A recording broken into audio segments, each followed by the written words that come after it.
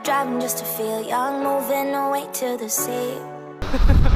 We just got settled and changed in our Airbnb, and now we're going to see Big Ben, and we got our Oyster cards.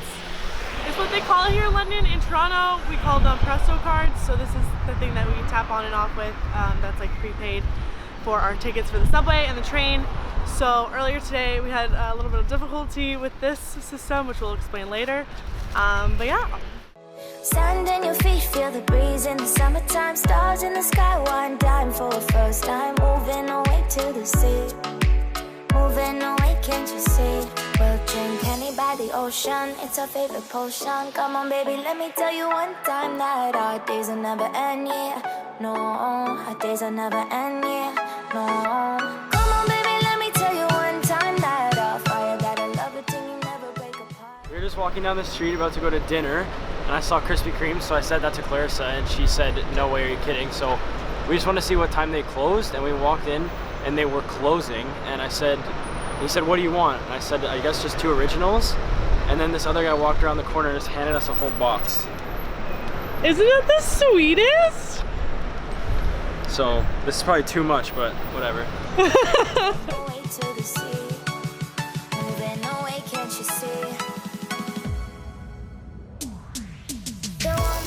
then what you need to do, take the stick off of the stuff.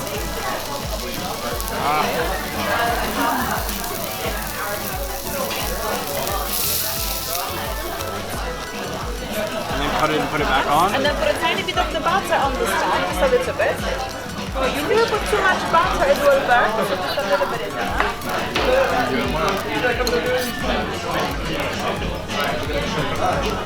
Okay, then slice it up.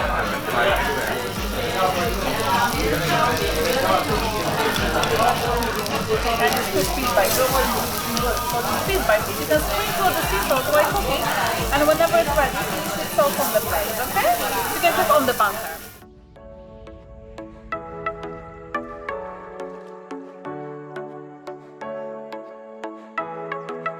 Get off your seat, clap your hands to the beat, grab your champagne glass tonight. We toast to freedom in the Caribbean. Okay, so as we continue on from our free Krispy Kreme story, this is 2 of them that I just microwaved from our batch. We're going to try them out.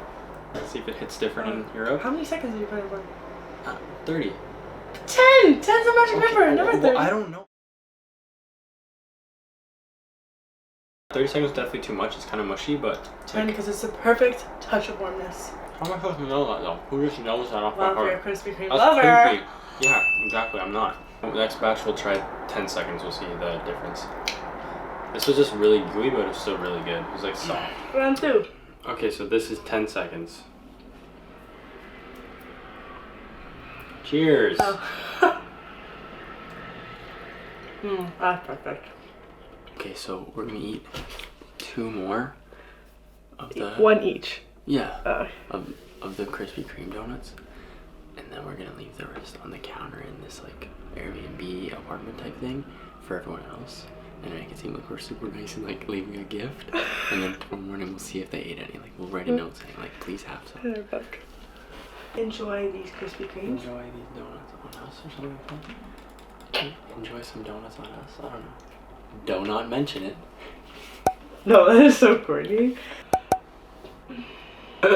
Let's talk about our day getting here. We're in my bedroom packing, and we use this scale to keep testing the bags weight, and we're doing that for almost an hour, trying to get the proper weights in each bag so that, and like rearranging them so they all fit. And then the zipper on my carry-on breaks 15 minutes before we have to leave. So I go downstairs and get my grandma's bag, which is purple snakeskin carry-on. So I'll put some over here of what it looks like. So that was nice. And then we get to the airport with all that stuff. Camera brakes. Sorry, not camera brakes. I left my phone in the car. And then we got to the luggage check-in, and the bags are too heavy by like 0.5 kilos. But the lady was just like, don't worry, she said, don't worry about it, it's fine. And I checked with her 3 times. I was like, so there's no charge, right? She's like, yeah, don't worry about it. I was like, okay. So we go to the security line, and we had to put all our laptops and everything like that in the cases, and then I go through fine. He like swabs all my devices, see if there's been drugs on them recently. And then Clarissa's bag gets pulled to the side. Well, they're all, first of all, they're all like, we wanted them all to go together, like all the bins, but the lady was kind of not giving us a hard time, but she was like, just put the laptop here, just put the laptop here. So then all of our stuff was kind of rearranged everywhere, so like, Karen and I were both kind of like, oh, how are we going to watch everything? Like everything's like bins and bins apart. So we get to the end, and my stuff's all there. I have to start putting everything back in the bags while all these people are coming through, and Clarissa gets pulled to the side, and he opens up her bag, and I honestly thought there was going to be some kind of like knife or something in there by accident. Well, there was manicure scissors, and he didn't take those. And then you have like in a set thing. No, I put the set in the manicure set, like the clippers, I put that in my carry-on, but my mom says never to bring the scissors. But when we were rearranging the bags because of the weights, Kieran thought it was a great idea to put my toiletry bag. The heaviest bag in the other bag. Yeah. I didn't realize that it was toiletries. Yeah, and that was the whole reason why it was so heavy, because I had all my bottles of liquids, like everything full size, nothing travel size in that one. So that's why the bag got pulled to the side, and she had to throw out 4 bottles of her product. So only one thing was full, but most of them were drugstore, so it wasn't like a huge loss. And they're all cheap, yeah. Yeah, he offered to he said, do you want to just go get this checked? But it just wasn't worth it. It made more sense to just repurchase similar things here. Who's checking a bag for like $50-$60 for 4 bottles of liquid? I know. So we get off the airplane. All of our bags are there, safe and sound, so that's all good. And then we go to get the Oyster card, which is like the Presto card here for transit. And we get that, and then we go down to the buses, because that's what Google Maps told us was the quickest way to get to our place.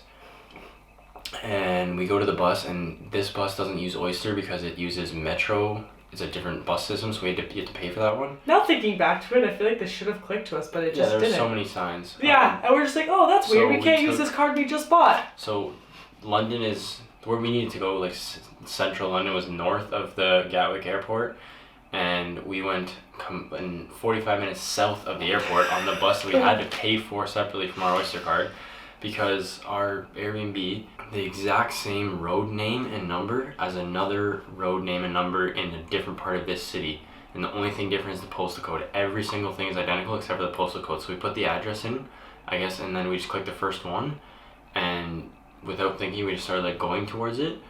And because you would have thought how many more of these street names there would be. So like it was kind of a unique we one. arrived at our Airbnb, and it was really just some little complex in rural nowhere, like out of the way of anyone. And I looked at Google Maps.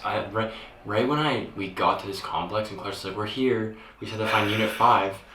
I remember seeing the mail from the guy, and he said it's on the 5th floor, and there was not a single house on the 5th floor in like 100 within kilometers. There was all two floors max, like of these houses, townhomes. And for so long, Claire was like, "What are you talking about? Just like, let's go to number 5." I was like, "Just look at the map. Like, look where we have to go." So we looked at the map, and it would take us an hour and a half to get. We had to go back to the train station we were originally at, and then go to London. That would take an hour and a half if we hit every train properly and all the buses properly and everything like that, and just another hour of logging after a 7-hour flight that we didn't sleep. Neither of us slept a single second on the flight. We bought seats with extra legroom thinking like, oh, this will be great. And it was great having the extra legroom, but it was like the seats were so narrow and they were so hard. The seats were honestly cement. Yeah. They were cement. So Kieran was upside down that one. I was trying to crouch and like bend myself over to fall asleep. Didn't help. So we call an Uber instead, which is an hour and 5 or 10 minutes, and we just didn't want the hassle of getting on buses and stuff again. To be honest, we had to take the whole wheelchair section where like wheelchairs would go. The whole accessible. Yeah, with all of our freaking luggages, and they were like sliding everywhere because the drivers zoom. Every car is like this in traffic. Like everybody's honestly either a sick ass driver or does not get because every car with bikes, everything, like there's no like patience. It's all just like go.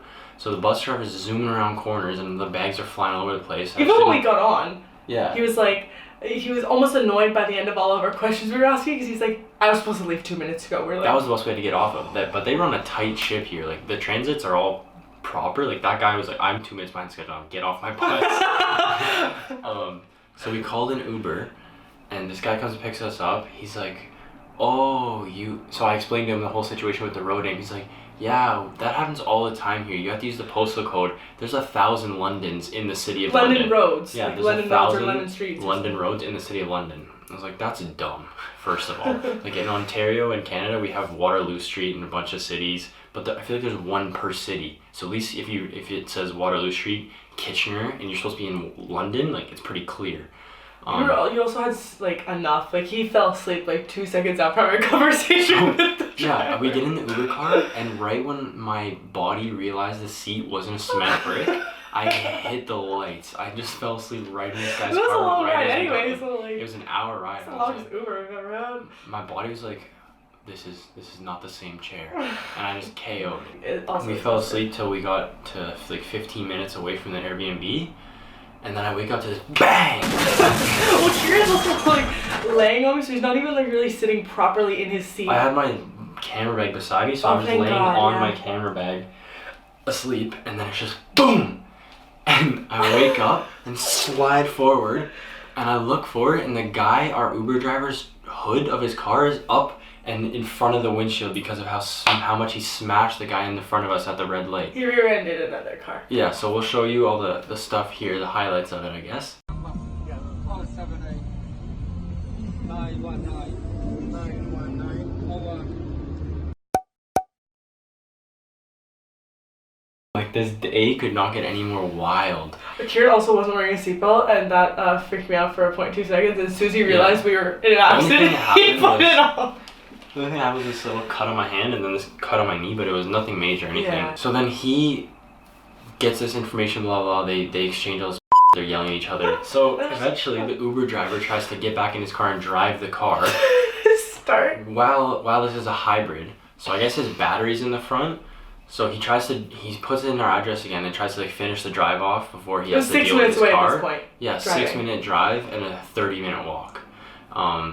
So he starts the car like a couple times. The car does not move at all. I think his battery smashed into the back of the other car, so the car doesn't move. He tosses our stuff out onto the side of the road, like He in this doesn't island. toss No, it, but, like, he's like, okay, I'll let you out here on this worst island in the middle of these two roadways. This random island in the middle. He's like, just call another Uber and they'll come pick you up right here. We're like, oh, okay. So we call another Uber, and he doesn't pick us up right there. He picks us up in like this parking lot across the street that we have to get through the roadway where the accident was. And then to get out of that parking lot, literally on more than 20 minutes just to get out of this parking lot where this new Uber picked us up. So that Uber, we did the math to Canadian, was $130. That was honestly kind of a blessing in disguise. That, like, obviously, like, sorry for that guy, that's really shitty for him, but it really kind of, if we don't have to pay for that Uber, which a guy rear-ends someone else, which makes sense, then it kind of doesn't make us feel so bad for going to the opposite end of the country. So we got here, changed, made protein shakes. We hadn't eaten anything since we had a burrito at the airport. There was a time difference as well for people who aren't aware. So in Toronto, it was 5 hours.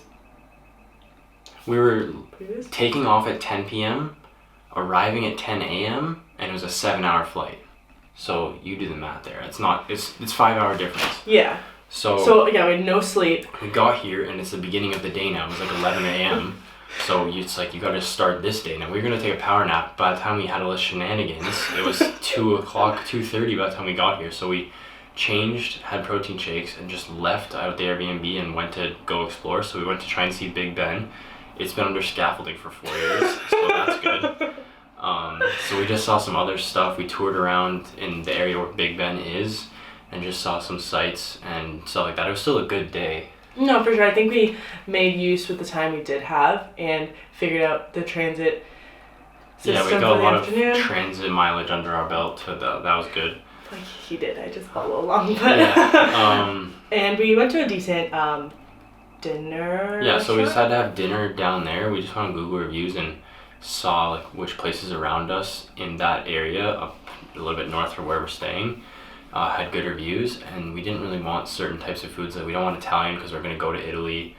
We didn't want Chinese. Like, we wanted something that you would get here. So we went to a steakhouse. You cook the steak yourself, so they give you almost a raw steak, or it's extremely rare, and then it's a black skillet almost pan. charcoal plate on your wooden plate, and they give you the butter, the seasoning, and the sauce, and you put the butter on the charcoal plate, hot plate. You then put you cut off a piece of your steak, put your steak on the thing so it starts cooking. You put the salt or seasoning on it, and then you put your sauce on it, and then you eat it. So you almost cook your own steak. And it was a different concept, but mine was really good. It was almost good because every piece of steak was a little bit different because of the way it differently cooked. And the sauce was good. I didn't use the butter really. And then I just got vegetables with that, and then Clarissa got a barbecue pulled pork sandwich. So it was on a Portuguese bun. And it came with... And double sweet potato fries. Yeah, it came with fries, but I wanted to sub it out for sweet potato fries, and I wasn't happy with the small portion. So we got a sharing size, but Kieran only ate 10 and I ate all the rest. And then I got a side of veg, because when you're like traveling and eating a lot of greasy foods and stuff, it's just important to like still incorporate that stuff into your diet. And we're not even eating that many greasy foods. We're not eating foods at all. We ate well, one meal going today. forward we will be, Yeah. and I feel like just keeping that stuff like a little bit every day. I went home today. I wanted to get like a bowl of fruit or a bowl of veggies that we could just have at the Airbnb, so we're not just snacking it. Like the only thing I've eaten is protein powders, protein bars, and then one meal that we got here. Like we had a bunch of raw veggies that we cut up for the flight, which we like powered through. So having something in the first couple hours, like equivalent to that would be nice. And I tried to sleep for pretty much 3/4 of the flight or half the flight, and I just gave up after that because it wasn't happening. So I just edited a couple photos. We watched Game of Thrones. We started watching Game of Thrones, and then I was getting sleepy, so we turned it off. And then when we both figured out we couldn't fall asleep, we just turned it back on and finished it. Yeah, finished the episode. So all in all, it was adventurous, and it was still sick. It was a long first day because we just didn't sleep, so it felt like there's no break. It was just go. Well, it's 12 a.m. on the 15th now. We haven't slept since I woke up at 10 a.m. on the 13th. Whatever that math is. Well, we gotta go to bed, long story short. So, we'll see you in tomorrow. Peace.